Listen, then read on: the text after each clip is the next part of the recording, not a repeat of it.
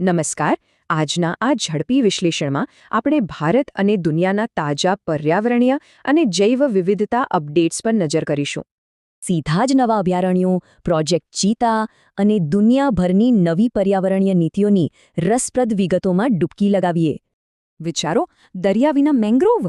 ગુજરાતનું ગુનેરી ભારતનું એકમાત્ર ઇનલેન્ડ મેંગ્રોવ છે, જે સંપૂર્ણપણે ભૂગર્ભ જળ પર જ ટકેલું છે. હિમાલયમાં હિમાચલ પ્રદેશે હિમદીપડાઓ માટે સાર્પચુ જાહેર કર્યું છે. આ ભારતનું સૌથી મોટું કન્ઝર્વેશન રિઝર્વ છે. મધ્ય ભારતમાં અતિ સંકટગ્રસ્ત રેડ ક્રાઉન રૂફ્ડ ટર્ટલને બચાવવા માટે ચંબલ અભયારણ્ય એક ખૂબ જ મહત્વપૂર્ણ આશ્રયસ્થાન છે. દક્ષિણ તરફ જઈએ.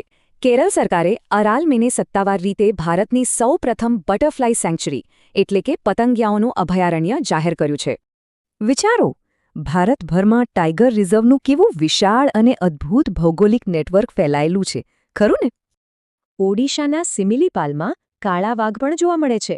આ કોઈ અલગ પ્રજાતિ નથી, બસ સ્યુડોમેલેનિઝમ નામની જનીનિક ખામી છે. મધ્યપ્રદેશનું માધવ નેશનલ પાર્ક અત્યંત ખાસ છે. તે નેશનલ પાર્ક, ટાઇગર રિઝર્વ અને રામસર સાઇટ એમ ત્રણેય છે. પ્રોજેક્ટ ચીતા હવે માત્ર કૂનો પૂરતો સીમિત નથી રહ્યો. મધ્યપ્રદેશની વધુ 2 સાઇટ્સ ગાંધીસાગર અને નૌરાદેહીમાં તેનું વિસ્તરણ થશે. વિશ્વની 7 મુખ્ય બિલાડી પ્રજાતિઓને બચાવવા ભારતે તાજેતરમાં જ પ્રથમ ઇન્ટરનેશનલ બિગ કેટ એલાયન્સ એસેમ્બલીનું શાનદાર આયોજન કર્યું હતું. શું કોઈને ખ્યાલ છે કે બીજા વિશ્વયુદ્ધના સૈન્ય ઘોડાઓના વંશજો આજે પણ ભારતમાં જંગલી અવસ્થામાં ક્યાં જોવા મળે છે? સાચો જવાબ છે આસામનો ડિબ્રુ-સૈખોવા નેશનલ પાર્ક. બ્રહ્મપુત્ર અને લોહિત નદીઓ વચ્ચે આવેલો આ એક અનોખો ટાપુ છે. રાજસ્થાનનું સાંભર તળાવ એક એન્ડોરેહિક બેસિન છે. અહીં પાણી બહાર નથી જતું, પણ બાષ્પીભવન થવાથી પુષ્કળ મીઠું જમા થાય છે. બહુ જ દુઃખદ વાત છે કે તાજેતરમાં અહીં એવિયન બોટ્યુલિઝમ નામના બેક્ટેરિયલ રોગથી હજારો યાયાવર પક્ષીઓના મોત થયા હતા. હવે સમજીએ બાયોડાયવર્સિટી લીક, એટલે કે કોઈ એક વિસ્તારને બચાવવા જતાં અજાણતા જ બીજી ઇકોસિસ્ટમમાં વિનાશને ધકેલી દેવો. નવા બિલ મુજબ કેરળ સરકાર હવે પાક બગાડતા વન્ય પ્રાણીઓને વર્મિન જાહેર કરીને તાત્કાલિક પગલાં લેવાની સત્તા માગી રહી છે.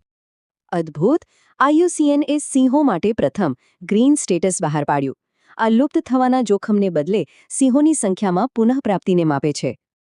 સંયુક્ત રાષ્ટ્રના નવા કેલી ફંડનો સીધો ટાર્ગેટ છે જૈવ વિવિધતા બચાવવા 2030 સુધીમાં દર વર્ષે $200 બિલિયન ભેગા કરવા. ખુશખબર, ઐતિહાસિક હાઈ સીઝ ટ્રીટીને હવે પૂરતી મંજૂરીઓ મળી ગઈ છે, જેથી આંતરરાષ્ટ્રીય સમુદ્રોને કાયદાકીય રક્ષણ મળશે. ફિલિપાઇન્સ સમુદ્રના એમેઝોનને બચાવવા એક મોટું પગલું ભરી રહ્યું છે. તેઓ -196 પર કોરલનું ક્રાયો પ્રિઝર્વેશન કરી રહ્યા છે. છેલ્લે સુપ્રીમ કોર્ટે સ્થાનિક લોકોની આસ્થાથી સચવાયેલા પવિત્ર ઉપવનો એટલે કે સેક્રેડ ગ્રોવ્સના કડક રક્ષણ માટે મોટો આદેશ આપ્યો છે. તો વિચારવા જેવું એ છે કે આપણે 2030ના લક્ષ્યો તરફ દોડી તો રહ્યા છીએ, પણ શું આપણી નીતિઓ